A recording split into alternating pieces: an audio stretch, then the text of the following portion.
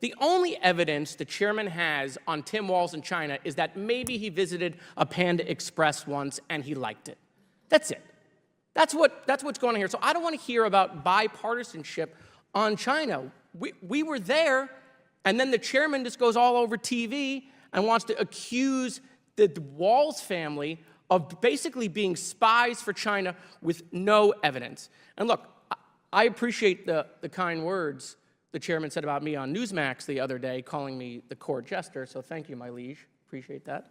But he said something else that I think really sums up what this committee has done. The chairman went on and said, "My job was never to impeach." Well, that is interesting. So for 2 years, almost 2 years, we have sat here. Well, we have run impeachment hearings. Well, we have had cameras, hundreds of interviews, millions of dollars to spend. And now the chairman finally says, my job was never to impeach. He only says that because it didn't work out. You know, the name of this committee today is Failures and Incompetencies. So let's talk about the big Knish, right? The chairman's failed impeachment. Let's remember, we misplaced an informant over a year ago, couldn't find him, didn't know where he went. Another informant was indicted for providing false information that came from Russian intelligence. We used a second informant who was turned out to be an indicted Chinese foreign agent. And to top it off, the chairman was like, who could we find to make it even better? Maybe we can get someone to testify from prison, which actually we did here on Zoom. Here is the chairman's 300-page book report on impeachment. He said in his release, it is the strongest case for impeachment of a sitting president the House of Representatives has investigated. Wow, that sounds pretty serious. So I want the chairman to show the American people that we didn't just waste millions of taxpayer dollars to issue this book report. Mr. Chairman, the speaker is watching. You could call for impeachment right now, right? We got a little bit of time left before the election. I mean, you know, just ask the speaker. You could ask the speaker right now, or talk to him. Like, when are we going to schedule impeachment? Or is this just concepts of impeachment? Right? No? Okay. Well, I mean, here's the thing. I think that the chairman titled this, and I love the title of today's hearing, right? A legacy of incompetence, consequences of the Biden-Harris administration policy failures. I made a couple of edits to the title of today. So the title, I think, really is a legacy of incompetence, consequences of the Comer chairmanship, okay? Because all we've had in this committee for 2 years is failure. Failed impeachment, failure on this gas stove nonsense, failure on all the Chinese COVID stuff. They did nothing with that COVID committee. It's all failure. The whole House, the whole 118th Congress is failure. They removed the speaker, right? Then they tried to remove a second speaker, right? That's really great for the American people, right? Then they impeached the cabinet secretary. That hadn't happened in 150 years. They've had multiple CRs fail, right? They can't even keep the government open without both speakers crawling to the Democrats to be the adults in the room to keep government opening. So, I mean, literally, if we're going to talk about failures and incompetencies, we should just look at what we've done here over the last 2 years. I was not here, but I saw a member of this committee questioned whether or not you represent science. Do you represent science, Mr. Fauci? I am a scientist who uses the scientific method to gain information. Yes, you said you represent science. Do you represent science, Mr. Fauci? Yes Again, or no? Yes or no? No, that's not a yes or no answer. Yes, it's a yes or no. I don't think it is. Okay, well, we'll take that as a you don't know what you represent. I just want you to know most Americans don't think she represents Congress. Dr. Fauci, you talked about how, you know, we live in partisan times, a lot of misinformation, and, you know, colleagues on this body said, you know, you should be, you know, charged and found guilty. Of course, the only one that's happened to is your former boss. But, you know, the question I have is, when you saw a lot of that disinformation, whether it was, you know, we can use a disinfectant to do like a cleaning or do light in the body, or that, you know, China's working super hard, President Xi's got it contained, all of the stuff that was being put out, were you concerned? You know, what was your feeling at that time working in the administration, seeing that come from the podium? Well, I was very frustrated by that. It was very clear. I was put in a very difficult position that I didn't like, of having to contradict publicly the President of the United States. I took no great pleasure in that, but I felt it was my responsibility to preserve. He must have thought you did a great job. He gave you a commendation right before he left. Well, I felt it was my responsibility, as to preserve my own personal integrity and my major responsibility to the American public to tell them the truth. I have to dramatically disagree with my colleague, Ms. Crockett, who used data and statistics and facts to claim that this is the least productive Congress in modern history. First of all, this Congress removed the Speaker, okay, which has never happened in the history of the Republic. That's clearly that's a big accomplishment in the 118th. This Congress took 15 rounds to even elect that Speaker that they then removed, right, which was historic in its own right. And then they removed a member of their own party. That hadn't happened in 20 years, so kudos to them. They've had a failed impeachment of a president. I don't think we've seen that happen in a really long time. This Congress did impeach a cabinet secretary, though, without meeting any constitutional threshold. We haven't seen that happen in 150 years. This Congress wants to hold Merrick Garland in contempt and then possibly arrest him. I don't think we've ever seen that in the history of the Republic. We've seen a failed motion to vacate to remove a second speaker. Again, history in the 118th. And who could forget that this Congress, on behalf of the American people, saved gas stoves and ovens and toasters and blenders and dishwashers from the communist grip of energy standards. So I think Ms. Crockett was pointing out that this is least productive. These seem to be accomplishments on behalf of the American people that are clearly historic and may never be repeated in another Congress. With that, there was a lot of discussion about the CBO report. Who is the CBO, Mr. Shriver? The Congressional Budget Office. Okay, so those are our folks. Correct, Congressman. Okay, and it's nonpartisan.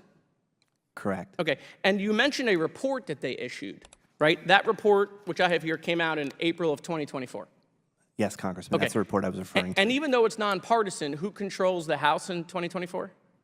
I believe the Republican Party. Okay, I believe you're correct. So on page 21 of that report, which is the congressional report from the CBO, it specifically shows the difference between the private sector and the federal government when it comes to teleworking. There's a chart which I have behind me, and I'm not going to do what Trump did and just circle Alabama, but I am going to circle that area right there, right? So we always constantly hear that we should run government like a business. This seems to show, according to the congressional report, our report from April, just a month ago, that the private sector is teleworking more than federal employees. Is that what this chart shows? Congressman, that's how I read that chart, yes. Oh my God. So the federal government is actually outpacing the private sector. I'm sorry, the private sector is actually outpacing us in teleworking. I mean, you think, like, my colleagues should file, like, a resolution of disapproval of the private sector because of all of this teleworking that the private sector is doing?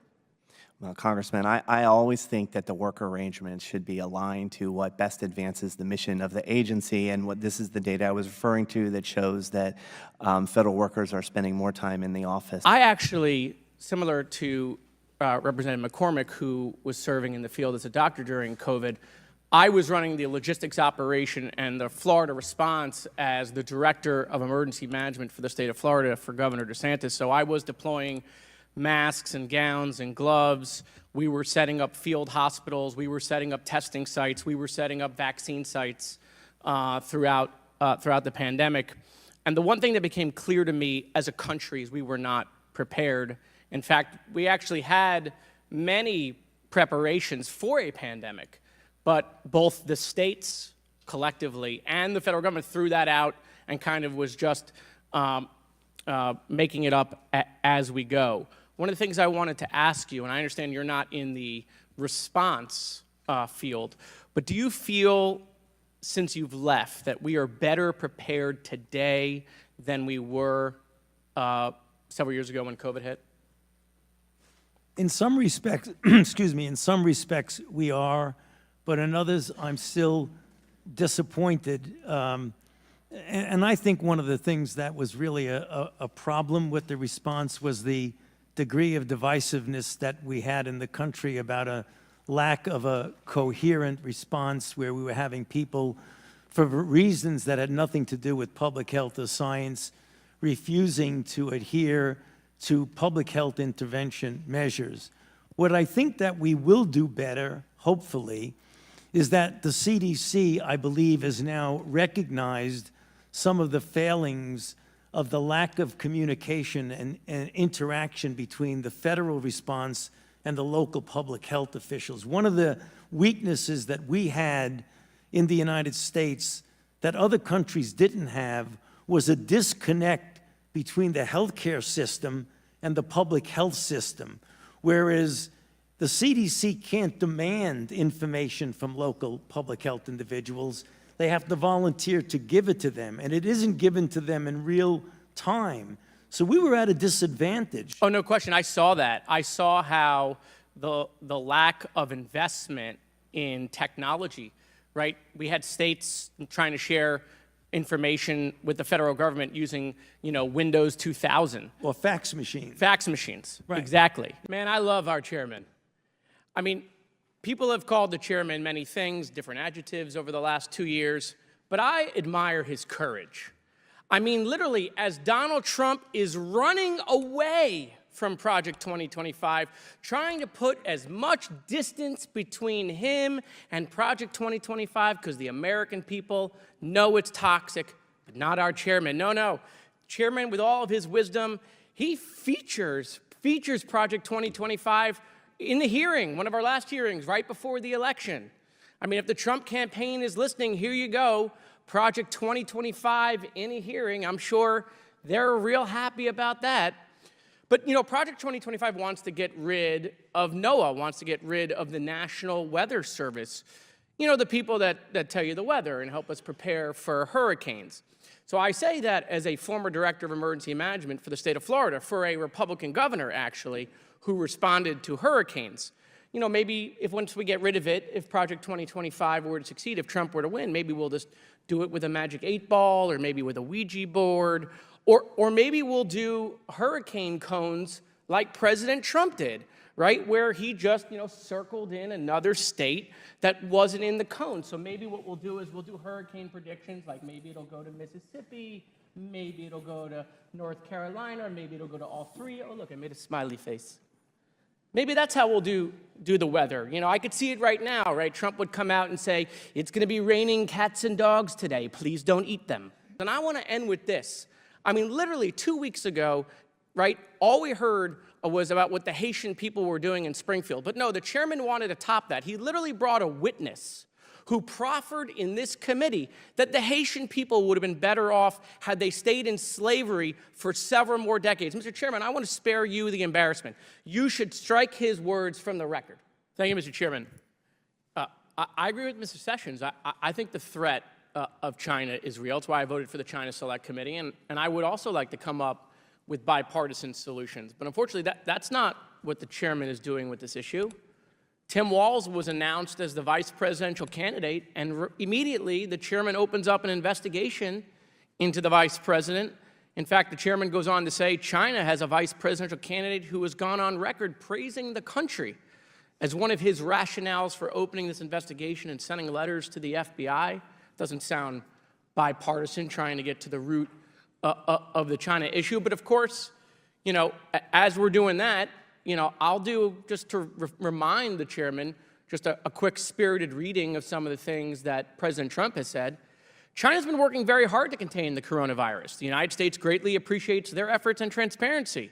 It will all work out well. In particular, on behalf of the American people, I want to thank President Xi. Trump again. I just spoke to President Xi last night, and you all know he's working on the problem, the virus. It's a very tough situation, but I think he's going to handle it. I think he handled it really well. We're helping where we can. Another Trump quote. Just had a very long conversation with President Xi on the phone. He's strong, sharp, powerful, focused on leading the counterattack on the coronavirus. He feels they're doing very well, building hospitals in a matter of days. Great discipline is taking place in China as President Xi strongly leads what will be a very successful operation. We're working closely with China to help. More Trump. I think China is very, professionally run in a sense, and that they have everything under control. I really believe they're going to have it under control very soon. In April, supposedly it'll die with hotter weather. That's a beautiful date to look forward to. But China, I can tell you, is working very hard. More Trump. We have very few people with it, and are getting better. They're all getting better. The whole situation will work out. I think China has it really shut down. And I bring all of that up because all of those things, all of the praising of Xi, this is the rationale that the chairman has used to do other stuff. The chairman went on Fox Business with Maria Bartiromo and said, yeah, the Walz family, that's a scary family there. Here's Tim Walz's wife. Watch this. What Kamala Harris told us we had to do was we had to turn the page, right? But I kind of liked it when she did this. Turn the page. You like that? Okay, so I need you to be with me and practice with me. What are we going to do? We're going to turn the page. Oh, pretty good. Do it again. We're going to turn the page. And you know what else that looks like? Bye-bye. Bye-bye, Donald Trump. We are turning the page. 52 days and we are turning the page. 52 days and it is bye-bye, Donald Trump. Congressman, they're turning the page from what? Kamala's been in charge. Donald Trump is not running the country and has been out of office since 2020. Yeah, that's a scary family there. I mean, it looks like the type of family that's been indoctrinated, and they believe that there's a better way to do business. And, with some of the things that the Waltzes have said about China, their affection for China, that's very concerning to me because we don't want to set our business model like China's. If you look at Maria's face, it looked like she vomited, it came up, and then she swallowed it again as the chairman was talking about that. Okay, I'm sure the American people think Gwen Walz is really scary. The chairman went on to say that, Walz is very concerning to me because we don't want to set our business model like China. Of course, Trump always has a quote or a tweet for that. Trump said, she's now president for life, right? And that's great. And look, he was able to do that, and I think it's great. Maybe we will do the same. Huh, that's interesting.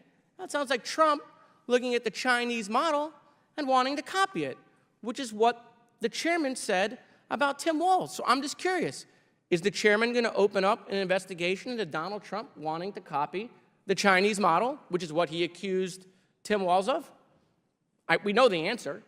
More Trump about President Xi. We love each other. And so, knowing how this committee has conducted investigations, knowing the evidence that they've manufactured or the witnesses they've had to deal with, the only evidence the chairman has on Tim Walz in China is that maybe he visited a Panda Express once and he liked it. That's it. Mr. Chairman, I'm going to have my staff send this to your office. I would love for you to sign it, and I'm going to hang it in my office as a reminder, okay, of what this committee was used for. Okay, so I don't want to hear about bipartisanship when they destroyed this committee over nonsense for 2 years.